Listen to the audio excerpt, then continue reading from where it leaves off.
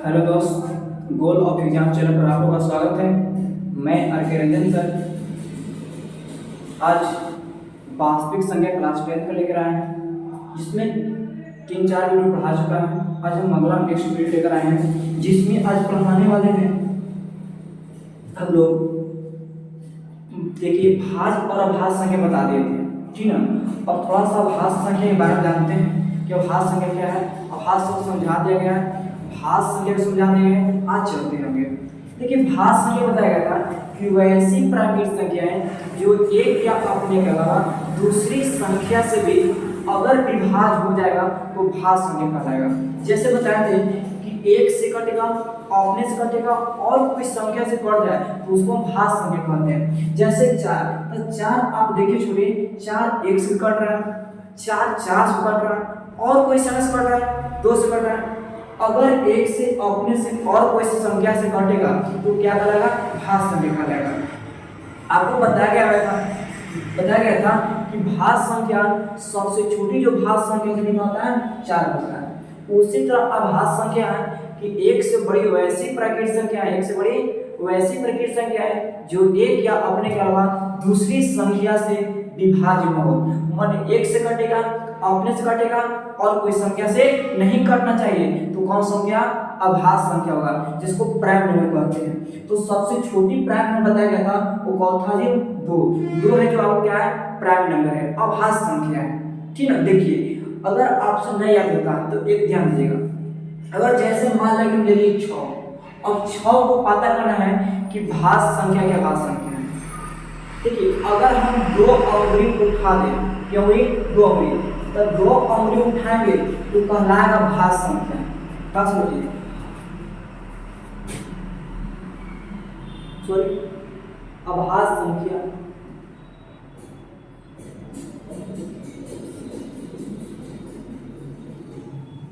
गलती हो गया था, ध्यान दिए। अगर 2 अंगुली उठेगा तब कहिएगा अभाज्य संख्या। अब 2 से अधिक उठ गया तब क्या बोलना है? भाज्य संख्या। तब याद कीजिए, 2 अंगुली उठने पर अभाज्य संख्या और 2 से अधिक उठने पर भाज्य संख्या। जैसे पूछे 6, तो 6 कौन-कौन से कटता है? एक से कट रहा है, अपने से कट रहा है, 2 से कट रहा है और 3 से कट रहा है। तो देखिए बाबू, क्या उठ गया? 4 उठ गया, मैंने 2 से अधिक का पहुंची भाज्य संख्या, तो 6 क्या हो गया? भाज्य संख्या। अगर 7 की बात किया जाए, 7 कौन संख्या है?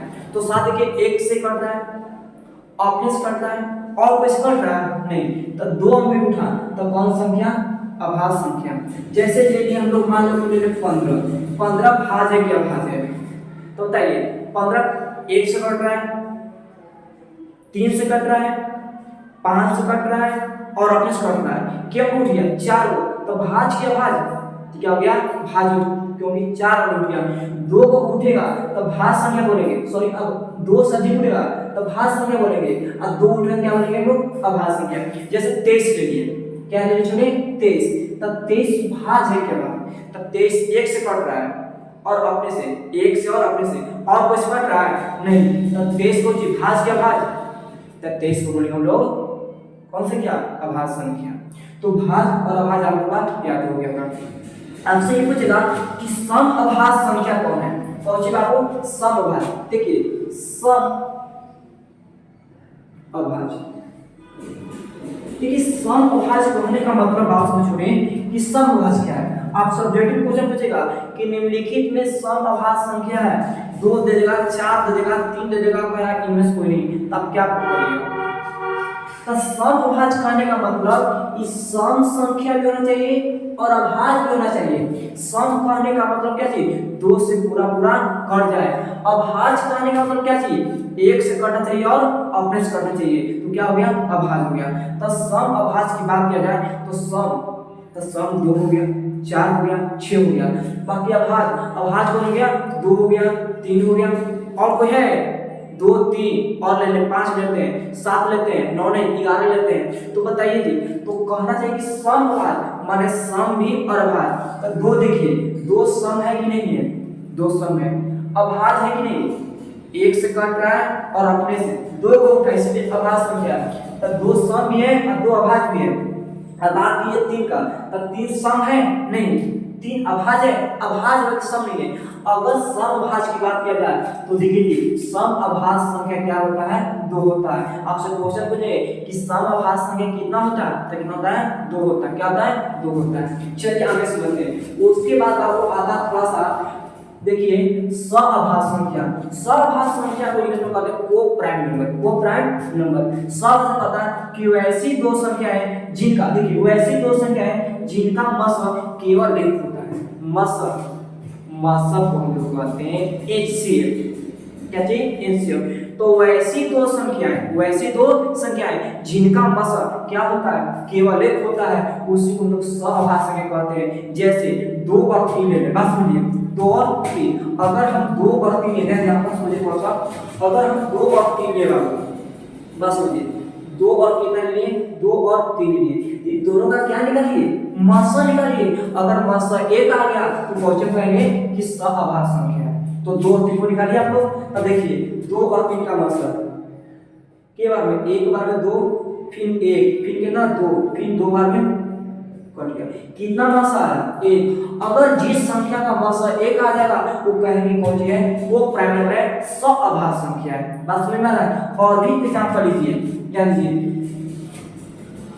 देखिए और भी ले 5 और 7, 5 और 7 देखिए सअभाज्य, और कौन सी होनी चाहिए, अभाज्य होनी चाहिए। चलिए 5 और 7, तो 5 और 7 क्या हो गया, सब लीजिए, सॉरी क्या लेना है, मसा निकालना है। तो एक बार 5, फिर 2, फिर 5, 2 दूनी 4, कितना गया 1, फिर 2 और 2, 2 कट गया, कितना है 1। अगर जिस संख्या का मसा 1 आ गया उसको हम बोलेंगे क्या चीज, सअभाज्य संख्या।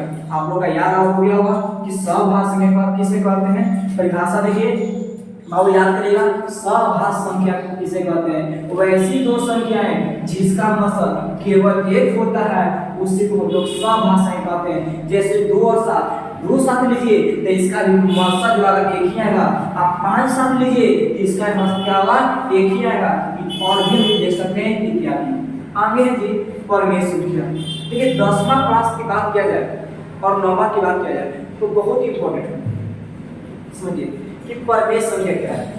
और यहाँ से बोर्ड एग्जाम में क्वेश्चन पूछता ही नहीं, देखिए हमेशा हर साल पूछता है, सीट कर के पूछता है परमेय संख्या, है ना, ऑब्जेक्टिव पूछता है, उसमें ये पद है कि परमेय संख्या क्या है। कहता है कि वैसी संख्याएं जिसका, देखो वैसी संख्याएं जिसे p बटा q के रूप में लिखा जाता है उसे क्या कहते हैं, परमेय संख्या कहते हैं।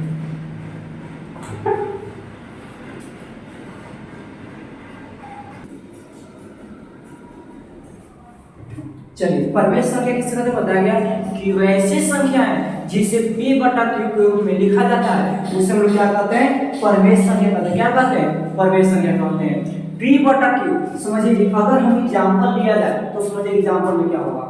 p बटा कहता है कि वैसी संख्याएं जिसे हम p बटा q के रूप में लिखा जाता है, चाहे लिख सकते हैं, उसी को परमेय संख्या कहते हैं। तो समझिए एग्जांपल में, जैसे हम लिए बताओ 5 बटा 6, इसके पूछे कि परमेय संख्या है कि नहीं, तो बताइए ये p बटा q के रूप में लिखा है कि नहीं लिखा है, लिखा है जी, p बटा q के रूप में लिखा है। देखिए कैसे लिखते हैं, p बटा q में, इसके बताइए p बटा q, तब p के मान कितना हो गया 5 और q के मान क्या हो गया 6। देखिए p के मान 5 और q के मान 6।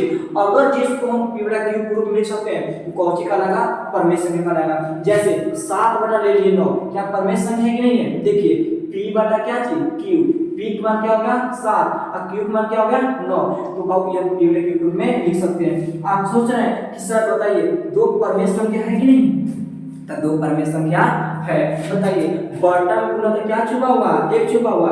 बताइए p बटा क्या चीज q, तो p के मान 2 और q के मान 1, इसको हम बताइए हम p बटा q के रूप में लिख रहे हैं कि नहीं लिख रहे हैं। अगर हम p बटा q के रूप में लिख देंगे तो कौन सी कहलाएगा, परमेय संख्या। एक और बताएंगे परमेय संख्या परिभाषा, है ना, समझिएगा। तो ये बाबू जब भी अगर p बटा q के रूप में लिख देंगे तो कौन सी कहलाएगा, परमेय संख्या कहलाएगा। आप लोग याद हो गया कि वैसी संख्या है जिसे p बटा q के रूप में लिखा जाता है उसे क्या कहते हैं, परमेय संख्या कहते हैं। आप सोच सर माइनस में, हाँ माइनस में होगा, -6 बटा लीजिए ना 11, ये भी परमेय संख्या है। p का मान कितना -6 और q का मान कितना 11, पी के मान -6 और क्यू के मान 11, ये भी क्या है, परमेय संख्या है। आप उसमें सर जीरो कौन संख्या है, जीरो कौन सी संख्या है, समझिएगा बाबू, जीरो कौन सी संख्या है। जैसे जीरो लिए तो जीरो पे बटा मतलब क्या छुपा हुआ, छुपा हुआ, तो क्या होगा, p बटा q, p बटा q, तो p के मान 0 और q के मान क्या हो गया, 1 हो गया, तो ये भी परमेय संख्या है। जीरो भी क्या है, परमेय संख्या है।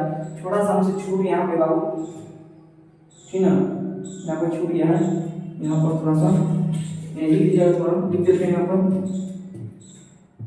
जैसे बात नहीं है यहाँ पर लिख छूट गया, देखिए कहते हैं जहाँ पी क्यू पूर्णांक तथा क्यू नॉट इक्वल टू 0, जैसे यहाँ पर दे दिया जाता है -1/2, 6/5, 2, 3 इत्यादि। चलिए तो हाँ, यहाँ पर समझ में आ गया कि वैसी संख्या है जिसे p बटा q के रूप में लिखा जा सके उसे परमेय संख्या कहते हैं। जहाँ p q पूर्णांक बता दिया गया है, पूर्णांक आप लोग बता दिए, पिछला वीडियो देखिए ना, बताया पूर्णांक क्या होता है, माने पूर्णांक माइनस में होता है, प्लस में होता है, जीरो भी होता है, वो सब क्या चीज है, पूर्णांक है। क्या है, पूर्णांक है, तो सब पूर्णांक है। दशमलव पूर्णांक नहीं होता, आप समझिएगा, आप सोच रहे कि दशमलव साथ पूर्णांक नहीं होता, तब आप q क्या है, पूर्णांक है, तब q not equal to 0, q not equal to 0, q कहाँ, नीचे, नीचे जीरो नहीं हो सकता, नीचे जीरो नहीं हो सकता। आप सोच रहे हैं कि सर अगर हम 6/0 लिखे क्या ये परमेय संख्या है, तो 6 0 परमेय संख्या नहीं है, क्योंकि समझिएगा p बटा q, तब p के मान 6, बाकी q के मान क्या जी 0, बाकी q के मान क्या करा 0 नहीं है। अगर हम बाबू बराबर लिख के काट दें तो समझिएगा कि उसका मान 0 नहीं लेना है, 0 नहीं लेना है, माने q नॉट इक्वल टू कर दें यार, माने q का मान 8 नहीं लेना है। अगर हम कह दें कि a नॉट इक्वल टू 15, माने a का मान 15 नहीं लेना है। तो यहाँ पर समझ में आ गया बाबू कि देखिए अगर 6/0 तो p बटा क्या होता है q, तो q के मान क्या गया 0, और यहाँ पर q के मान 0 नहीं ले सकते हैं, जीरो जीरो मान 0 नहीं ले सकते हैं। अगर 0 ले लिए तो परमेय संख्या नहीं होता, क्योंकि बाबू अगर 1/0 इसका मान क्या होता है, अपरिभाषित। क्या होता है जी, अपरिभाषित होता है, समझना है ना। चलिए अगर आप सुने सर 0/1, तो 0/1 क्या होता है, 0 होता है, 0/1 क्या होता है, 0 होता है। तो अब ध्यान दीजिए, अगर आपसे ये पूछा, बेटे पूछता जी कि दो परमेय संख्याओं के बीच कितनी परमेय संख्या होती है, तो दो परमेय संख्याओं के बीच अनंत परमेय संख्या, अनंत गिन नहीं सकते हैं कि दो परमेय संख्याओं के बीच जैसे किया जाए 1 और 2, एक और क्या की बात की जाए 2, 1 और 2 के बीच में अनंत परमेय संख्या, अनंत परमेय संख्या है, गिन नहीं सकते हैं कितना से। तो आपसे पूछेगा कि दो अपरमेय संख्या, तो दो परमेय संख्याओं के बीच, दो परमेय संख्याओं के बीच अनंत परमेय संख्या होती है। कैसे अनंत परमेय संख्या होती है, बताया गया जी। 0 ये कौन सा क्या है, परमेय संख्या, 0 क्या है, परमेय संख्या है। अब यहाँ बात समझ छोटा सा बाबू, आप लोग सोचते होंगे कि सर आप लोग पाई, देखिए आप लोग सोचते होंगे कि सर 22/7 एकरे कहते हैं पाई, माने पाई का मान 22/7 होता है। बाकी पाई कौन संख्या है वो, परमेय संख्या है, और पाई कौची है, अपरमेय संख्या है। बात समझिए, अगर आपसे कहें कि 22/7 का परमेय संख्या, आप पाई अपरमेय संख्या, ये कैसे, अरे एक ही आदमी का दो बेटा है ना, तो ये बाप के नाम अलग है, बाप के नाम अलग, ऐसा नहीं है। बाकी यहाँ देखिए 22/7 परमेय संख्या कहा गया, और पाई के मान क्या जी, अपरमेय संख्या। बाकी सही है कि 22/7 परमेय है और पाई क्या जी, अपरमेय। कैसे है क्या जी, जो 22/7 का मान होता है वो होता है 3.14287, माने 1 4 2 8 और 5 कितना 7, देखिए 5 7 होता है, ये 22/7 का होता है। बाकी पाई का मान बात क्या, देखिए पाई का जो 3.14592 होता है, 1 4 5 9 2 6 होता है। तो बताओ हम लोग अनुमान वैज्ञानिकों ने कर दिया कि देखिए कि यहाँ दशमलव के 2 अंक और दशमलव के 2 अंक क्या चीज हो रहा है, मिल रहा है, क्या चल रहा है जी, मिल रहा है। इसलिए उसको कह दिया गया कि पाई का जो मान होगा 22/7 होता है, उसका इक्वल है, लगभग इक्वल है। अगर ये समझ में आ गया होगा, याद हो गया होगा, तो आप लाइक कीजिए, शेयर कीजिए और दोस्तों के पास भेजिए थोड़ा सा। अगर आप लोग भेजिएगा हमारा मनोकामना पूरा कीजिएगा। अगर हमारा उत्साह है सभी सर और इस तरह वीडियो डालते रहिए, हम प्रयास करेंगे कि डेली आपको वीडियो क्या करें, प्रोवाइड करें, डालते रहें। आज तक नहीं, सो मच।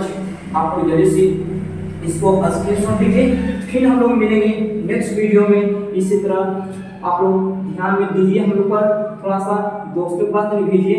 उसी तरह हम लोग डेली की डेली वीडियो सब क्लास का डाल देंगे, टोटल क्लास का हो सके तो प्रयास करेंगे 8 से लेकर 12 तक कॉम्पिटिशन को क्या करें, डालने का प्रयास करेंगे। चलिए आप लोग जल्दी से क्या कीजिए, स्क्रीनशॉट लीजिए। अब मिलते हैं कल के वीडियो में। जय हिंद, जय भारत।